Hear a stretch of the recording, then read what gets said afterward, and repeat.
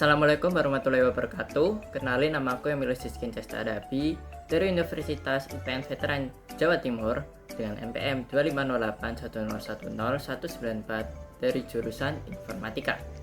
Jadi, sini saya akan menjelaskan tentang input dan output pada komputer.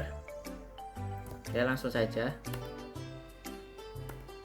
Nah, yang pertama itu ada pengertian input dan output. Jadi, input atau masukan adalah komponen yang berfungsi untuk memasukkan data atau perintah ke dalam komputer agar dapat diproses lebih lanjut.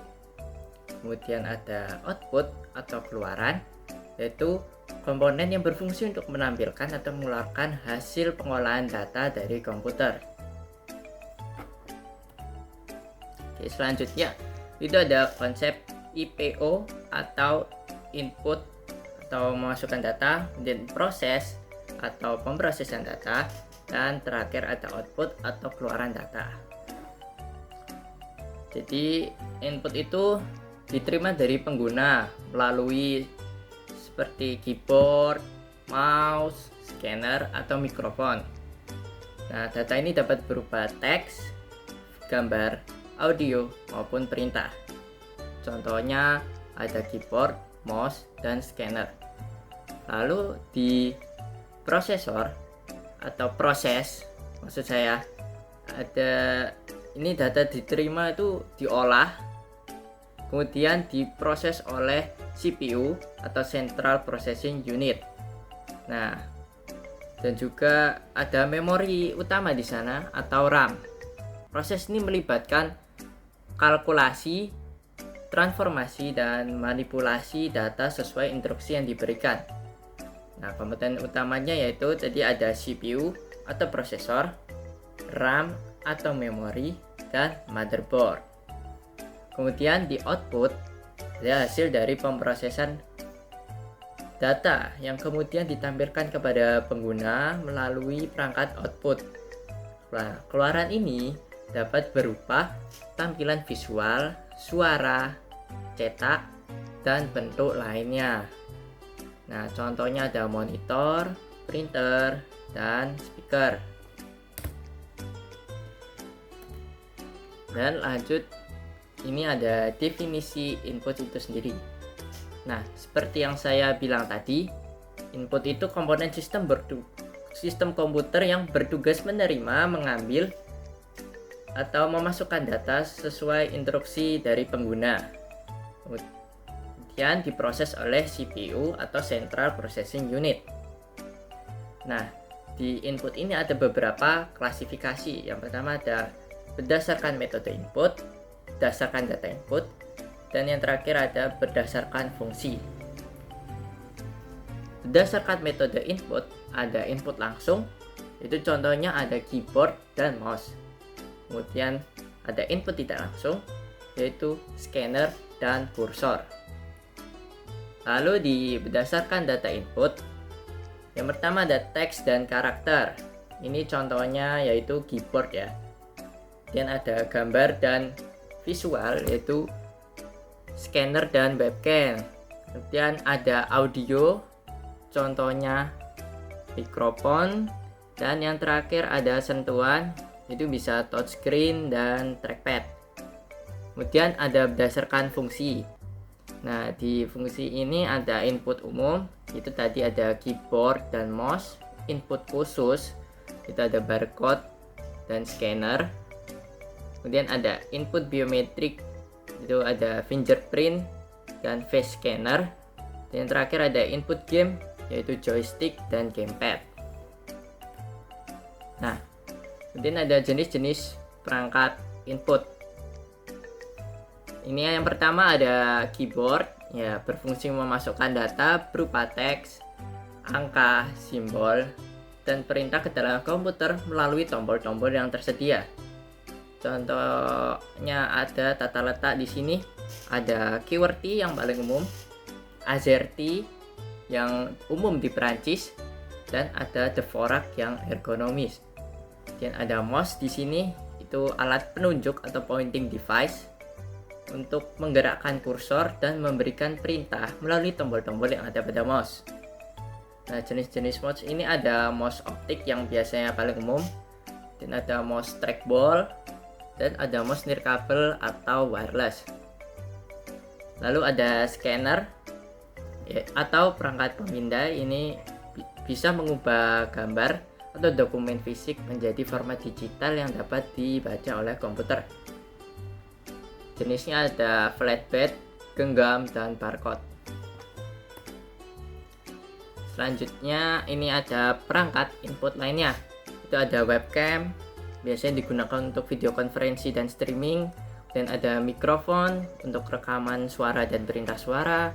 Ada joystick yang biasanya untuk permainan atau pilot ya. Dan ada touchpad, biasanya alternatif mouse yang terintegrasi pada laptop. Dan ada perangkat biometrik, ini biasanya ada di pemindai sidik jari, retina atau iris, dan pengenal wajah. Lalu ada perangkat output, definisinya ya teman-teman. Nah, seperti yang di awal tadi, output itu komponen sistem komputer yang bertugas mengeluarkan hasil dari proses yang telah dilakukan oleh perangkat input dan pemproses.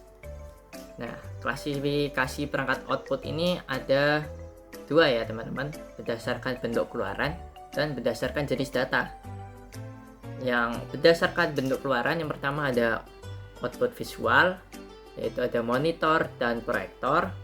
Kemudian ada output audio, yaitu ada speaker dan mikrofon. Dan yang ketiga ada output cetak atau hard copy, printer atau plotter. Yang kedua yaitu berdasarkan jenis data, ada soft copy dan hard copy. Nah, fungsi utama perangkat output ini bisa menampilkan hasil pemrosesan data, menyajikan informasi dalam bentuk yang dipahami pengguna, memungkinkan interaksi pengguna dengan komputer, dan mendukung berbagai keperluan lainnya seperti presentasi, cetak, dan hiburan. Nah, ini ada jenis-jenis perangkat output ya. Ada monitor sebagai alat yang menampilkan grafis visual dalam interaksi perangkat input dengan perangkat lunak pada komputer. Jenisnya ada CRT, LCD, LED, dan OLED. Kemudian ada printer. Ini berfungsi sebagai alat untuk mencetak keluaran dari proses yang dilakukan komputer. Biasanya berupa tulisan maupun gambar yang menggunakan media kertas. Jenisnya ada inkjet, laser, dan dot matrix. Lalu ada speaker. Ini berfungsi untuk mengeluarkan suara atau bunyi dari sistem komputer ke pengguna. Jadi dia tuh bisa mengubah sinyal digital jadi gelombang suara. Nah, seperti yang diketahui, berbagai perangkat output ini bekerja sama untuk memberikan pengalaman yang komprehensif pada pengguna komputer. Lalu ini ada contoh perangkat output yang lain. Ada proyektor yang biasanya untuk memproyeksikan gambar dari komputer ke layar yang lebih besar. Ada plotter sebagai media cetak gambar vektor presisi tinggi seperti rancangan teknik dan arsitektur. Dan ada headphone seperti output video yang dikenakan di kepala untuk mendengarkan suara secara pribadi. Kalau yang saya pakai ini namanya TWS ya teman-teman. Kemudian ada braille reader, itu perangkat output khusus yang mengubah teks digital menjadi huruf braille yang dapat diraba. Nah, ini masuk ke sistem input, proses, dan output.